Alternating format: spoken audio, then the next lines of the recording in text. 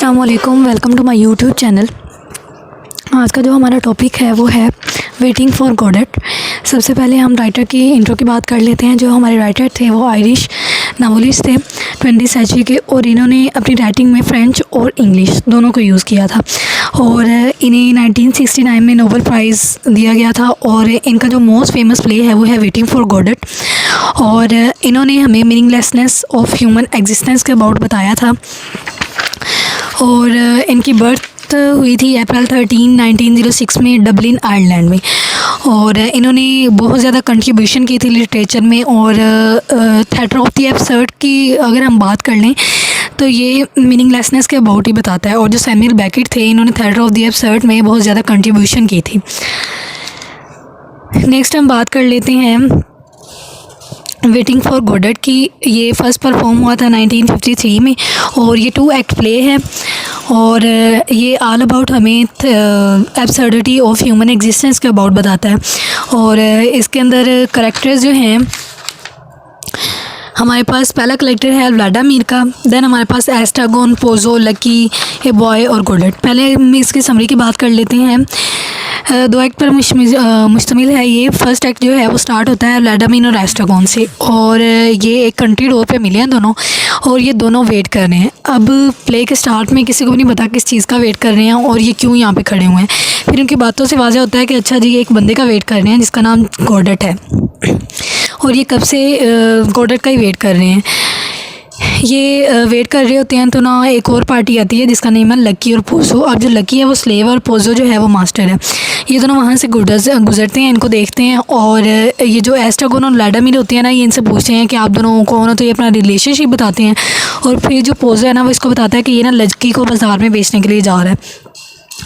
फिर दरमियान में ना ये बोर होना शुरू हो जाता है जो मास्टर है, जो पोजो है। फिर वो लकी को बोलता है कि मैं बोर हो रहा हूँ तो तुम मुझे इंटरटेन करो। वो इसे डांस से इंटरटेन करता है, और अपनी एक हैट इसके ऊपर होती है उससे इंटरटेन करता है। फिर ये बोल के भी इंटरटेन करता है उसे, और उसके बाद ना फिर ये दोनों चले जाते हैं। लेकिन जो व्लादिमीर और एस्ट्रागोन है ना, वहीं पे ही खड़े रहते हैं। जो व्लादिमीर होता है वो उल्टी सीधी हरकतें करता है। एस्ट्रागोन जो होता है वो एक हॉल में रहता होता है, वहाँ पे उसे लोग जूते वगैरह भी मारते हैं, लेकिन ये स्टिल वहीं पे ही रहता है।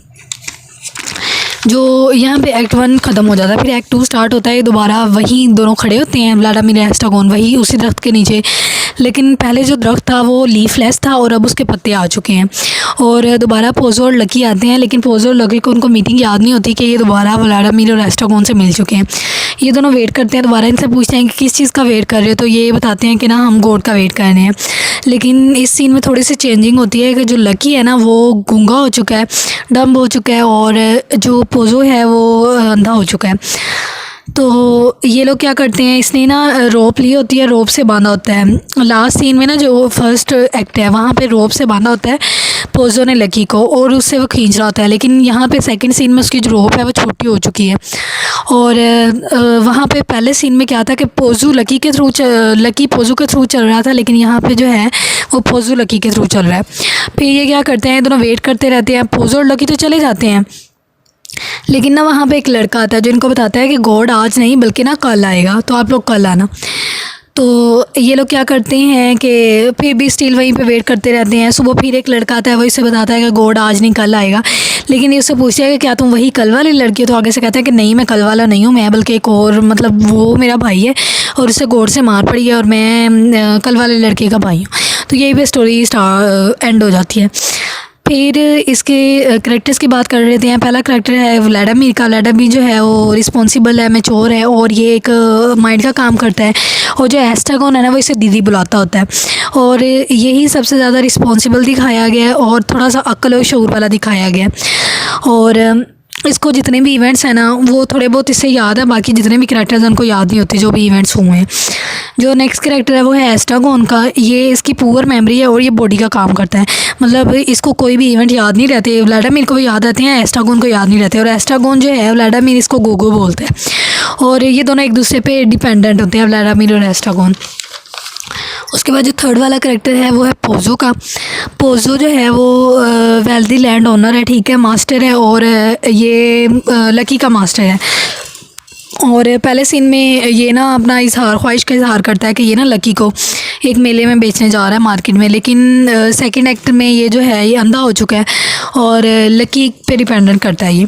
फिर जो फोर्थ वाला एक्ट है वो है लकी का। लकी जो है वो स्लेव है और ये बेचारा लिमिटेड है, ठीक है, और जो पोजो है उसके जुल्म बर्दाश्त करता है, उसको इंटरटेन करता है डांसिंग के थ्रू, थिंकिंग के थ्रू। लेकिन जो सेकंड एक्ट में ये गूंगा हो चुका है, मतलब डम्ब हो चुका है। जो फिफ्थ वाला करेक्टर है वो है बॉय का। जो बॉय है वो सर्वेंट है गॉड का, और ये दोनों सीन में अपीयर होता है और ये बताता है कि ना गॉडेट आज नहीं आएगा बल्कि कल आएगा। फिर जो लास्ट वाला करेक्टर है वो है गॉडेट का। गॉडेट जो है वो प्ले में अपीयर नहीं हुआ, लेकिन इनकी बातों के थ्रू लगता है कि ये कोई मतलब थोड़ा गॉड टाइप है ये पर्सनैलिटी। उसके बाद फिर इसके थीम्स की बात कर लेते हैं। जो पहला थीम है इसका वो है एब्सर्डिटी ऑफ एग्जिस्टेंस। अब जो थिएटर ऑफ एब्सर्ड है ना वो एब्सर्डिटी के अबाउट बताता है, मीनिंगलेसनेस ऑफ लाइफ के अबाउट बताता है। और जितने भी प्लेज, स्टोरीज़ या नावल्स वगैरह इस टाइम में लिखे गए वो all about absurdity of human existence के अबाउट बताते हैं। अब यहाँ पे कैसे है कि दीदी जब बोलते हैं एस्ट्रागोन दीदी को, वी ऑलवेज फाइट समथिंग है Didi to give us the impression we exist, ठीक है। हम इसलिए हैं कि हम दूसरों को इम्प्रेशन दे सके कि हम यहाँ पे हैं, ठीक है। मीनिंगलेसनेस के अबाउट ये बताता है। एब्सर्डिटी ऑफ एग्जिस्टेंस जो है वो मोस्ट इंपॉर्टेंट थीम है इस प्ले में। और एब्सर्डिटी ऑफ एग्जिस्टेंस कैसे है कि जितने भी एक्शंस हो रहे हैं वो अनस्किलफुल एक्शन है, ठीक है। और जितने भी, जिस तरह एस्ट्रागोन हो गया, व्लादिमीर हो गया, ये लोग फिज़िकली जो है वो अपीयर तो है लेकिन इनको पता नहीं है कि कर क्या रहे हैं। मतलब ये जिस तरह हॉल में जो है वो एस्ट्रागोन्स होता है, रात को उसे लोग रोज़ जूते मारते हैं रोज़ लोग, तो लेकिन ये फिर भी जो है ना वही जाके सो जाता है। ये एब्सर्डिटी होगी। फिर ये लोग वेट कर रहे हैं, इनको 2 दफ़ा बता भी दिया गया है कि गॉड नहीं आएगा, लेकिन ये स्टिल वहीं पे वेट कर रहे हैं, भी एब्सर्डिटी होगी। फिर ये जो एस्ट्रागोन है ये तरकीब देता है कि हम ना लटक के मर जाते हैं, लेकिन ये मरते नहीं हैं, तो ये भी एब्सर्डिटी ऑफ एग्जिस्टेंस है। फिर आ गया पर्पसलेसनेस ऑफ लाइफ, जो सेकंड थीम है। पर्पसलेसनेस ऑफ लाइफ कैसे है कि ये ऑल अबाउट पर्पसलेसनेस के अबाउट बताता है कि दो एस्ट्रागोन और Pozzo, lucky, Vladimir all about ऐसे लगता है कि इनकी ज़िंदगी में कोई और एम है ही नहीं। एस्ट्रागोन और व्लादिमीर जो है वो गॉडेट का वेट कर रहे हैं। फर्स्ट एक्ट में भी देखा, सेकंड एक्ट में भी देखा, लेकिन ऐसा फील होता है कि जैसे गॉड का वेट करने के अलावा इनके पास कोई और काम है ही नहीं।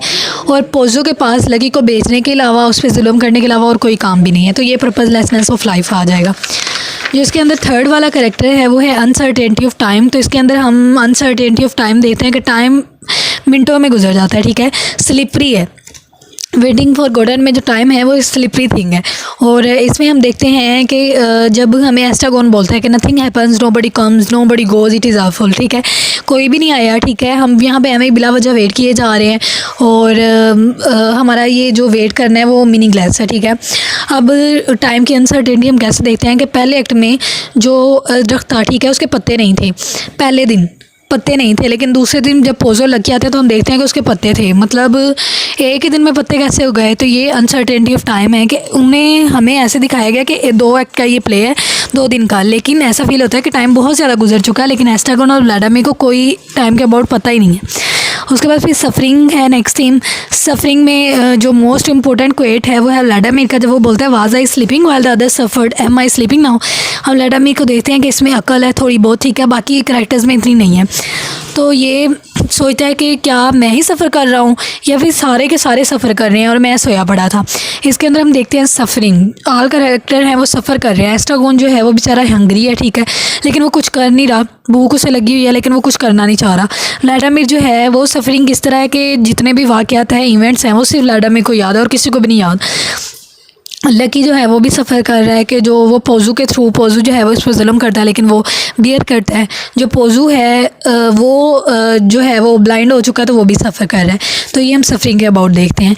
जो नेक्स्ट इसके अंदर थीम है वो है रिलेशनशिप का। तो रिलेशनशिप के अबाउट कभी भी हम रिलेशनशिप के बगैर कभी भी ज़िंदगी को नहीं जी सकते। हमें ज़िंदगी जीने के लिए कोई एक साथी चाहिए होता है, ठीक है। तो इसके अंदर हम रिलेशनशिप देखते हैं पोजू और लकी के दरमियान और व्लादिमीर और एस्ट्रागोन के दरमियान। पोजू और लकी जो है वो एक मास्टर और स्लेव का काम करते हैं, एक दूसरे पे डिपेंडेंट हैं। जिस तरह वो अंधे हो गए थे तो पोजो जो था वो लकी पे डिपेंडेंट करता था, लकी पोजो पे। और जो व्लादिमीर और एस्ट्रागोन है वो भी एक बॉडी और ब्रेन का काम कर रहे हैं। जो व्लादिमीर है वो एस्ट्रागोन पे डिपेंड करता है और एस्ट्रागोन जो है वो व्लादिमीर पे डिपेंड करता है। तो इसीलिए हमें ज़िंदगी को गुजारने के लिए रिलेशनशिप की ज़रूरत होती है।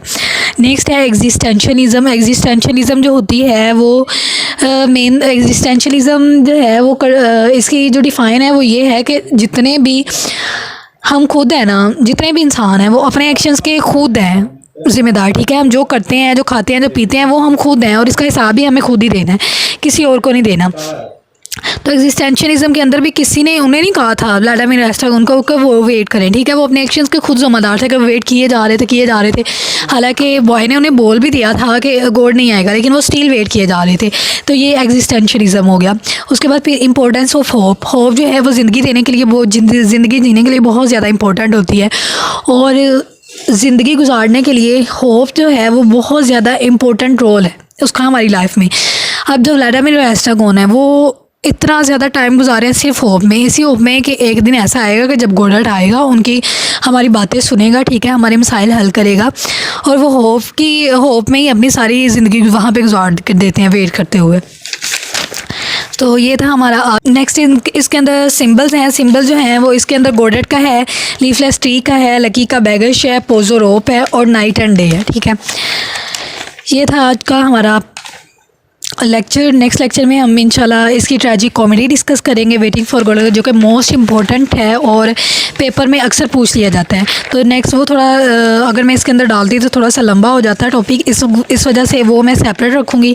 और अभी नेक्स्ट हम ट्रेजिक कॉमेडी डिस्कस करेंगे इंशाल्लाह। ओके जी, मिलते हैं नेक्स्ट वीडियो में, तब तक के लिए अल्लाह हाफिज़।